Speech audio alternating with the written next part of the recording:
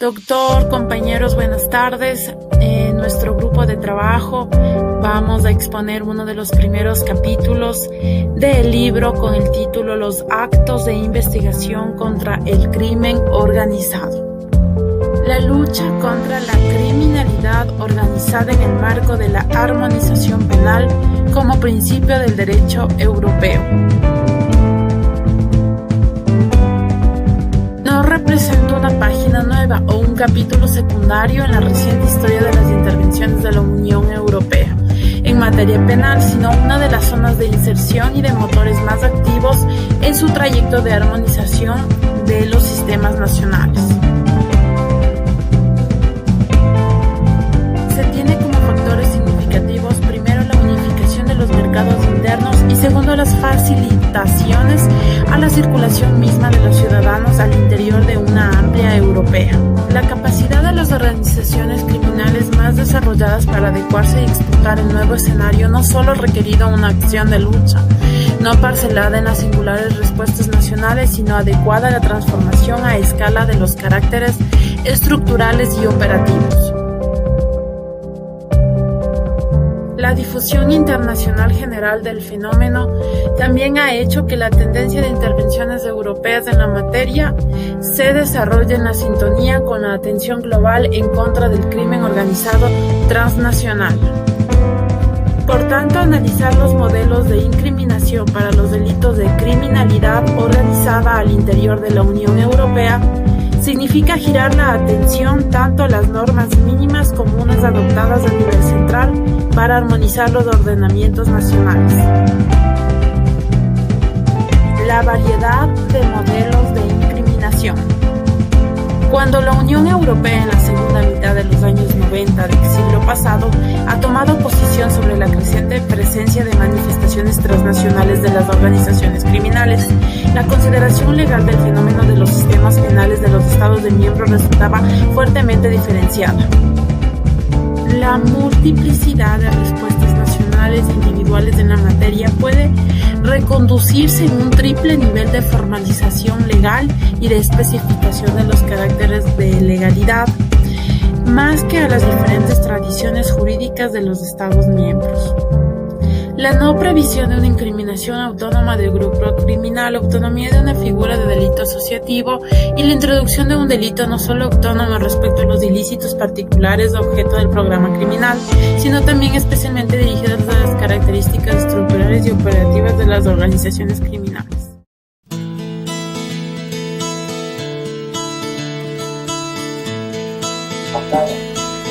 Como ya se mencionó, la amortización en materia penal hace referencia al énfasis o al principio de variación de la pena.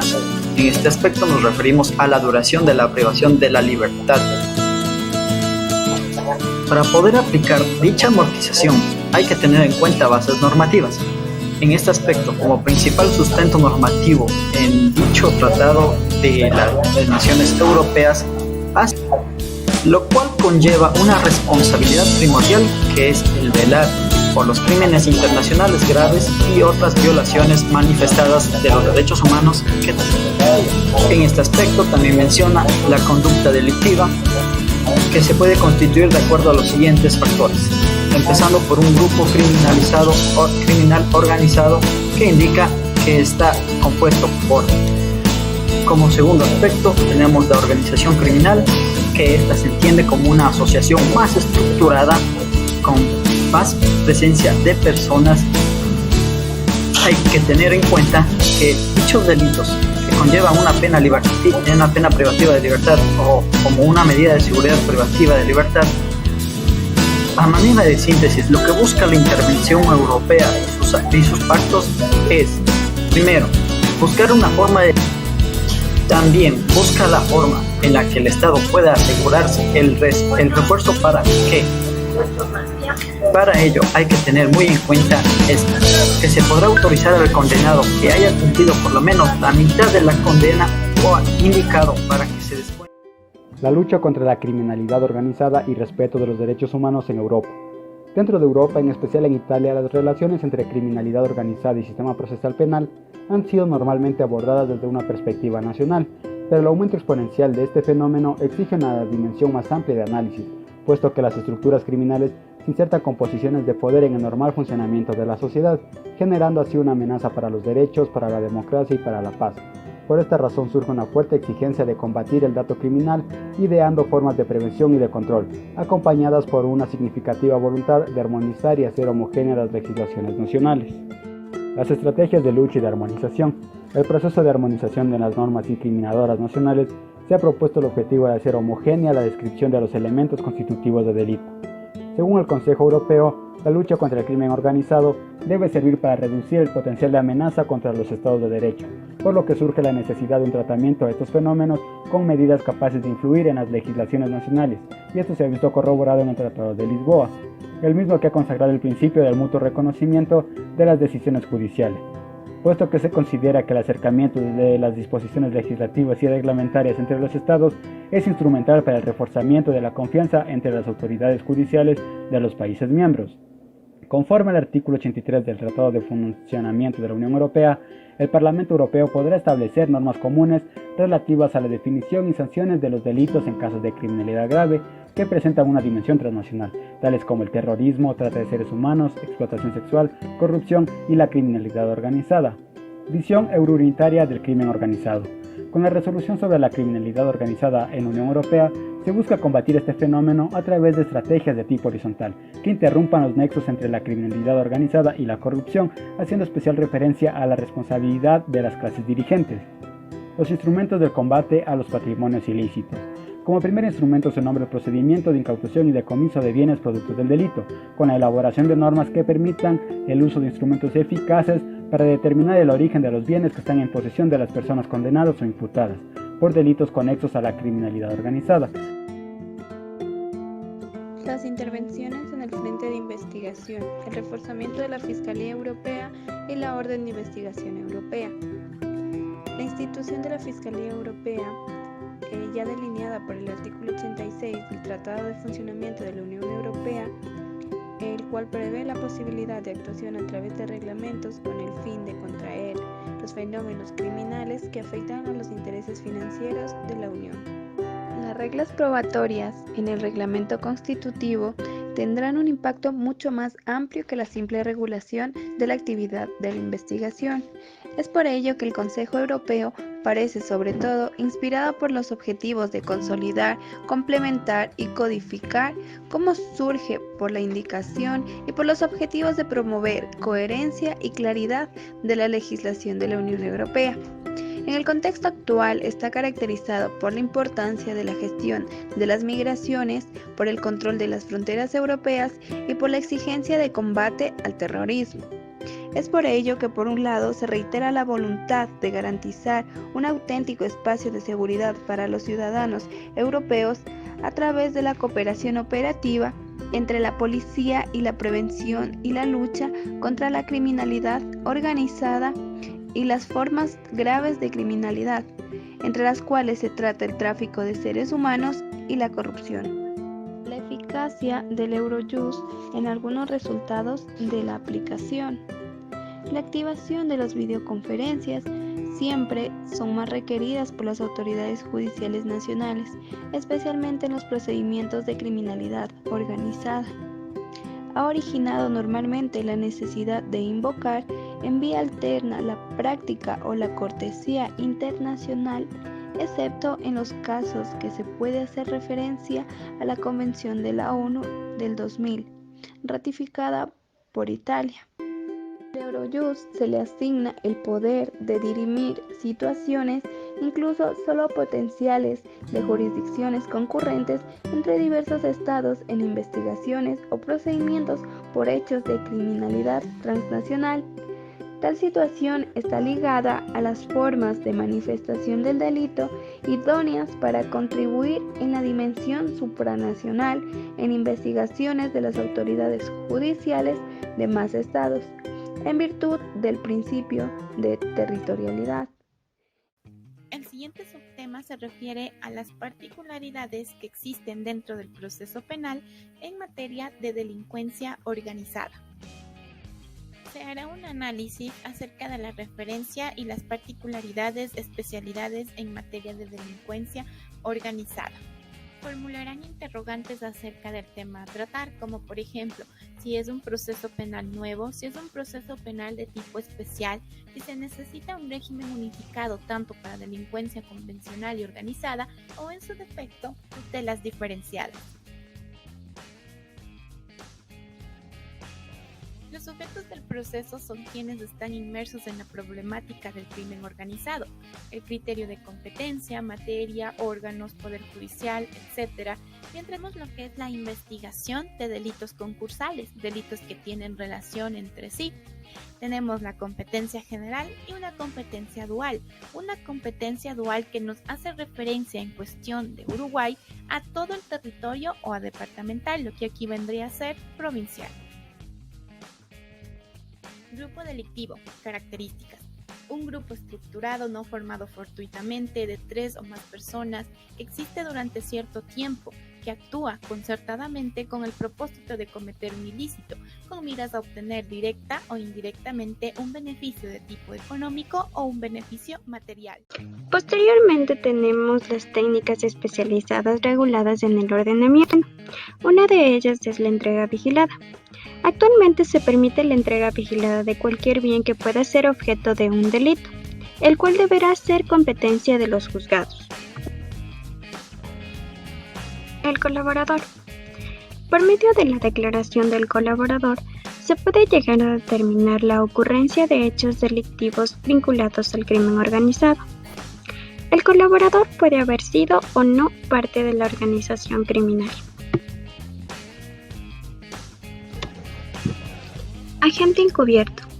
Se trata de una actividad ciertamente riesgosa y excepcional, ya que a través de la misma se permite al agente ingresar en una determinada organización delictiva, para de ese modo asegurar la prueba. Vigilancia electrónica. Se puede llegar a producir diferentes tipos de vigilancia electrónica, ya que no se limita a determinados medios tecnológicos. En este caso, se prevé que el mecanismo de investigación pueda ser aplicado al esclarecimiento de cualquier delito. Se da la existencia de otras particularidades, que es la implementación de las medidas de protección. Dentro de este contexto tenemos las medidas cautelares, que son para asegurar la disponibilidad de los bienes sujetos a un eventual decomiso.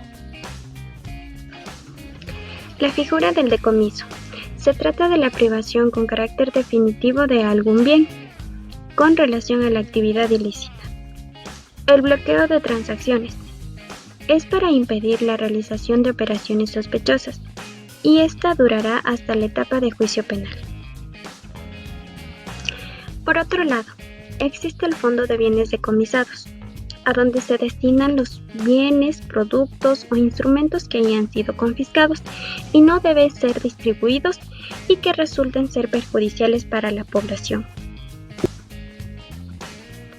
Finalmente tenemos la reflexión de la técnica legislativa procesal. En los últimos años se han gestado diversas modificaciones o reformas de carácter procesal. Esta reforma debe tener como objeto fundamental la eficacia del sistema de justicia penal, la tutela de derechos y las garantías individuales. En los años 80 se empezó a confiscar las ganancias ilícitas y los bienes generados por actividades criminales. Esta figura creó polémica debido a que la confiscación penal no era utilizada por ser considerada como cruel. La extinción de dominio como instrumento jurídico contra la criminalidad organizada. Se desarrolló instrumentos legales como el aseguramiento, el arraigo y el juicio de extinción de dominio. El aseguramiento de los bienes es una medida precautoria y su finalidad es la preservación de los bienes ilícitos. Las fallas son las que el Estado no dispone de los bienes hasta que hay una sentencia y que pueden ser recuperados por una persona distinta.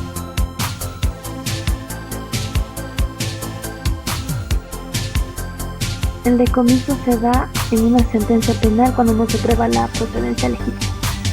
Existen dos problemas: la dificultad de demostrar una relación directa entre las partes y la ineficacia de las figuras legales. El proceso en el juicio de extinción de dominio. La acción de extinción de dominio es un híbrido jurídico, pues conjuga elementos penales, civiles y administrativos. El elemento penal más importante es la comprobación del cuerpo del delito, que requiere elementos objetivos, subjetivos y normativos del tipo penal de delincuencia organizada. Las etapas del proceso del juicio de extinción de acción de dominio. El objetivo de este juicio es obtener la extinción de derechos reales sobre bienes que tengan relación directa con la delincuencia organizada. Las etapas del proceso provienen de la tradición del derecho civil: demanda, contestación de demanda, auto admisorio, audiencia de desahogo de pruebas y sentencias. Como se pudo observar, la acción de extinción de dominio es una figura creada para resolver los problemas generados por el aseguramiento y decomiso, que requieren años de espera para obtener sentencia de responsabilidad plena en el juicio penal.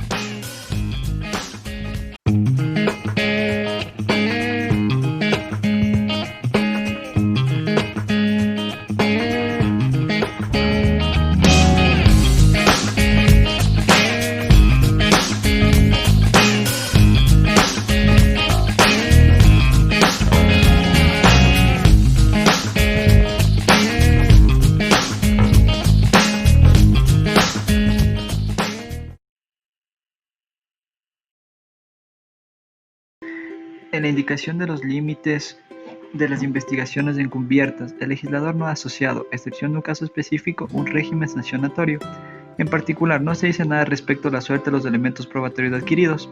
La jurisprudencia considera que la sanción aplicable en caso de infracción de los requisitos normativos de las operaciones encubiertas, sea sobre la base de la previsión al respecto del artículo 191 del Código Penal, la inutilizabilidad de las pruebas obtenidas, en particular, un efecto de este tipo, así como la hipótesis de conductas realizadas de provocación a la consumación del delito. Con referencia a este último aspecto es necesario desarrollar algunas observaciones. La posibilidad de emprender investigaciones encubiertas, como se ha dicho, ha sido oportunamente limitada por el legislador para la persecución de fenómenos criminosos. Tal conclusión es sin duda correcta, pero debe hacerse una oportuna distinción cuando la acción es emprendida ab origine para perseguir delitos distintos a los previstos de la ley. En este sentido, se ha expresado la jurisprudencia mayoritaria con el aval de la doctrina, la cual ha evidenciado como razonando de manera distinta se arribaría a sostener una tesis poco razonable sobre el pleno del equilibrio de los intereses implicados. En conclusión, lo que importa para considerar legítima la acción undercover, que es la misma sea pronosticada de manera fundada dirigida a la persecución de delitos típicos.